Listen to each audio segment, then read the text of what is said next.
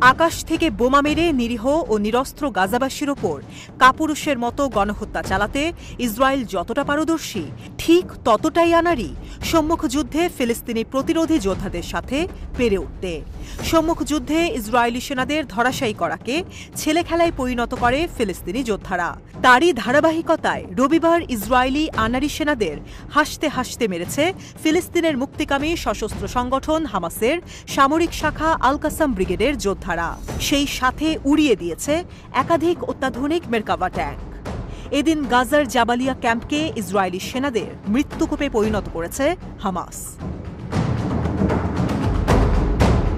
রবিবার একাধিক টেলিগ্রাম বার্তায় হামাসের সামরিক শাখা আল কাসাম ব্রিগেড সারা দিনের হামলার বিবরণ প্রকাশ করে। সকালে প্রকাশিত একটি টেলিগ্রাম বার্তায় হামাসের সামরিক শাখা জানায়, তাদের যোদ্ধারা উত্তর গাজার জাবালিয়া ক্যাম্পে জায়নবাদী শত্রু সেনাদের সাথে ভয়াবহ সংঘর্ষে লিপ্ত হয়। সকালে ভিন্ন একটি টেলিগ্রাম বার্তায় জানানো হয়, কাসাম ব্রিগেড ও আল-কুদস ব্রিগেড সম্মিলিতভাবে গাজার জাইতুন অঞ্চলে শত্রু সেনাদের সমাবেশকে কেন্দ্র করে ভারী মর্টার শেল নিক্ষেপ করে। এতে শত্রু শিবিরে হতাহতের ব্যাপারেও নিশ্চিত করা হয়। রবিবার দুপুরে প্রকাশিত একটি টেলিগ্রাম বার্তায় আল কাসাম ব্রিগেড জানায়, জাবালিয়া ক্যাম্পে যোদ্ধারা ড্রোন থেকে বোমা নিক্ষেপ করে একটি মেরকাভা ট্যাঙ্ক ধ্বংস করে। যোদ্ধাদের আরেকটি ইউনিট 105 মিলিমিটার ইয়াসিন রকেট আরেকটি মেরকাভা ট্যাঙ্কে নিক্ষেপ করলে এতে ট্যাঙ্কটিতে আগুন ধরে ঘটনাস্থলেই ভেতরে থাকা জায়নবাদী সেনারা নিহত হয়। দুপুরে প্রকাশিত ভিন্ন একটি টেলিগ্রাম বার্তায় উল্লেখ করা হয়, উত্তর গাজার আল মাবুহ অঞ্চলে অনুপ্রবেশের সময় বোমা মেরে জায়নবাদী সেনাদের উড়িয়ে দেওয়া হয়েছে।